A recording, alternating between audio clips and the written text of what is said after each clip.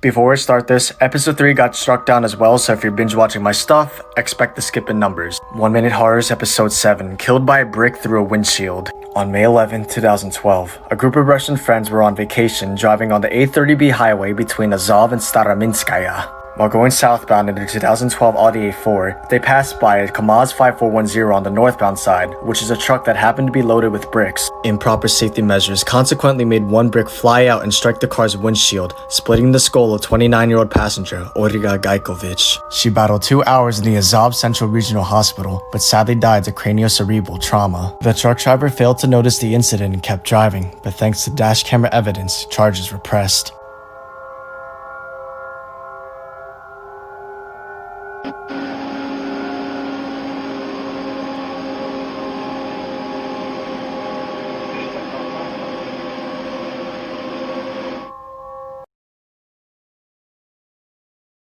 One Minute Horrors episode 6, 2 short chilling 911 calls. Antoinette Cayedito was a 9-year-old Gallup, New Mexico girl that was kidnapped on April 6, 1986 while her mother was asleep. A year later, the Gallup police received this untraceable call. Police department. Hello. I'm Antoinette Cayedito. Okay, whereabouts in Albuquerque? Hello.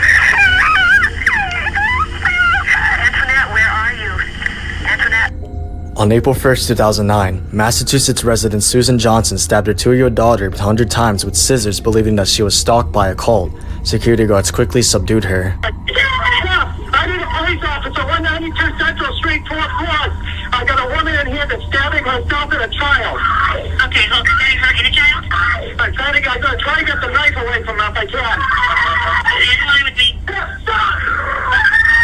1 Minute Horrors extras for episode 10. Okay, like this comment and many others, I'm going to address 2 disputes that happened with episode 10, both about Christine Chubbuck's suicide. Even though I put in my episode that the YouTube video has been proven fake and I commented a URL to a video that debunks the footage, people are still not seeing it. Yes, the title of the supposed footage says that it is real and it looks authentic, but again, it's not the real footage. I'm now going to basically sum up the video that I put in the comments. Rainbot, who makes horror content on YouTube, took the footage to Gordon Galbraith. Galbraith was a former boss of WXOT TV and was present during the time Chubbuck shot herself. He confirmed that this was fake, and he said this as a response. Please pause and read it. We don't know where exactly this footage came from, but to emphasize, this isn't the real footage. Which brings me to my second dispute. When I researched the case, I was noted that the video never aired to the public, but another source that people believe said that it actually did. I'm starting to believe the other one. But where exactly the tape exists now is still disputed. To conclude, you still can't find her actual video on the internet. I hope you all have a good day. I'll see y'all in episode 11. Peace out.